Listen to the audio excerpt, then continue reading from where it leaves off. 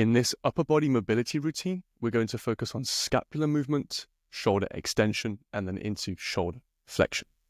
It's imperative to understand how the scapula influences both of these basic shoulder movements.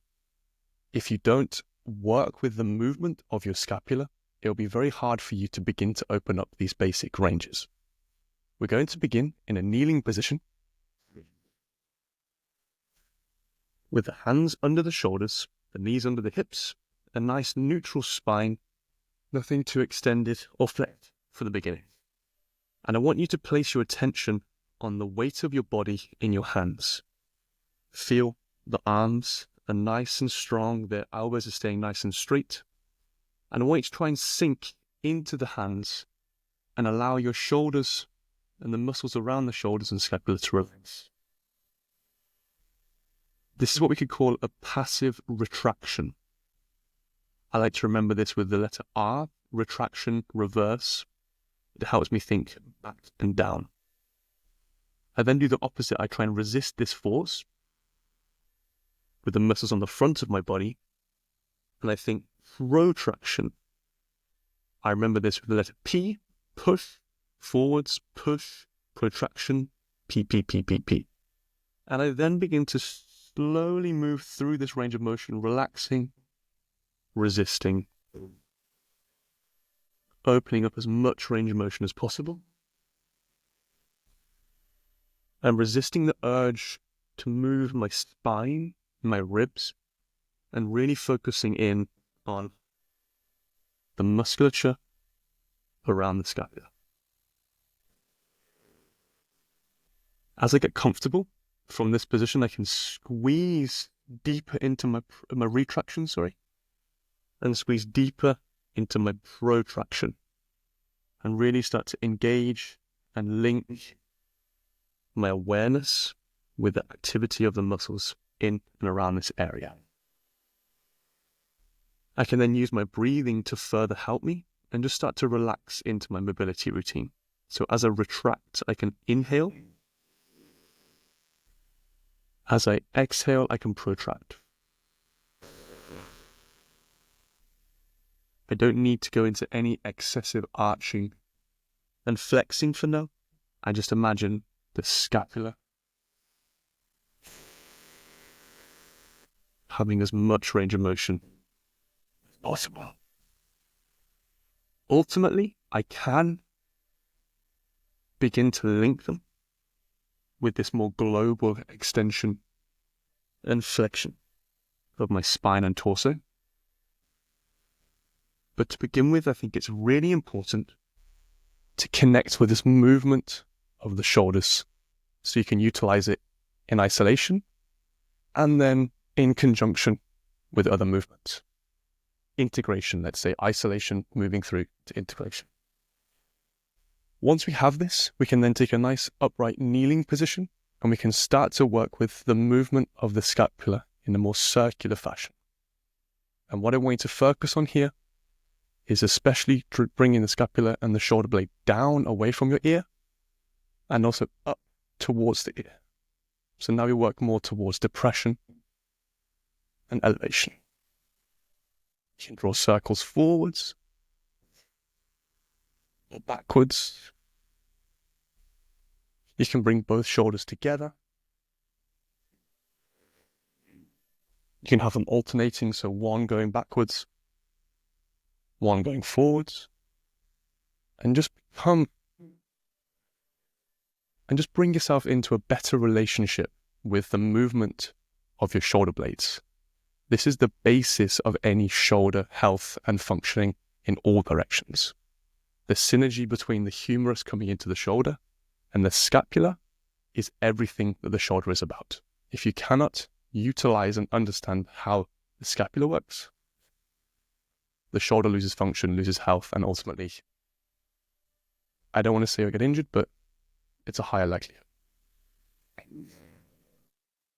At the very least, we could say the potential you have at your disposal is lower. Once we've got into this and we've worked for maybe a minute, minute and a half with the scapula in the horizontal plane, same time frame in the vertical frame, and we do this at least twice, maybe even 3 times, we can move into our first superset. And now we're going to use our same mobility principle of lengthen and strengthen here today. We're going to begin in a seat position. I put the mic here, hopefully you can hear me. Torso is nice and upright, and I'm going to slowly, one by one, walk my hands behind me. I try and keep my head nice and long away from my hips, and I just try and shuffle, and allowing my scapula to move together into retraction. I'm allowing the shoulders to open, the chest to open. Keep my chest nice and high if I can, allowing the gaze to rise up towards the sky. And I just go into this deep stretch, feeling it through my biceps, into my chest, maybe even up into my lats and my armpits. And I will just breathe, trying to calm and allow the tension to slowly release. And I'll breathe here anywhere between 60 and 90 seconds. Then I'll slowly shuffle myself back upward. Once I've done this, I'll flip over to my belly, place my palms on the floor. My head comes down. You can use a pillow if you want. I'll do this so you can hear me. And what I'm going to do is I'm going to try and lift the backs of my palms up towards the sky. But when I do so, I want to try and initiate this movement from the scapular retraction that we practiced. I do a small retraction and then immediately lift my hands as high into the sky as I possibly can. I imagine there's a connection between my pinky fingers to help me. I'm not trying to come nice and wide. I'm thinking shoulders together, hands together, high in the sky. I hold this for 10 seconds. I relax to the floor and I repeat it 2 more times. Lift, drive. 1 more time.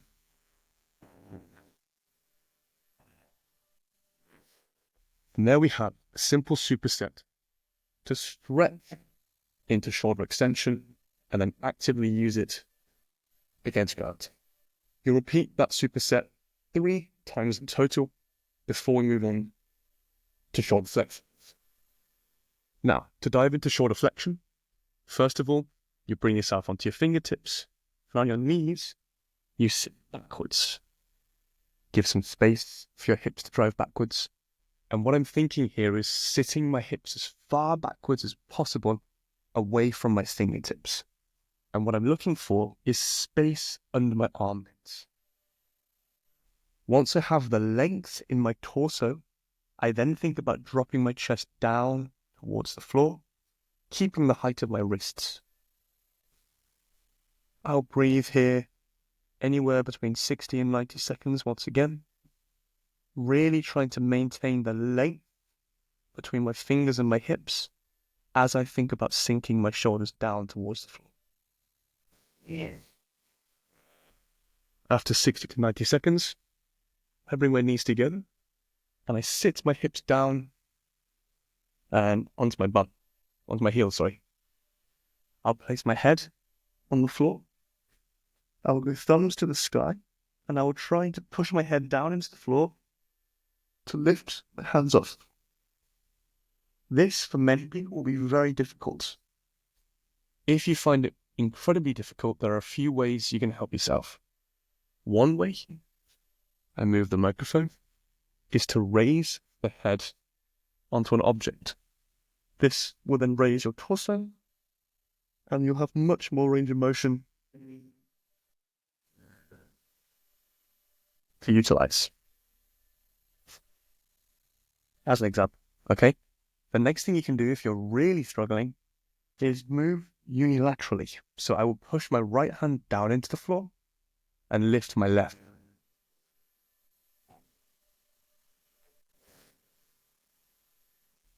This means I have an additional push down into the floor, an additional leverage to lift one arm and the other, and I'll slowly then progress from there.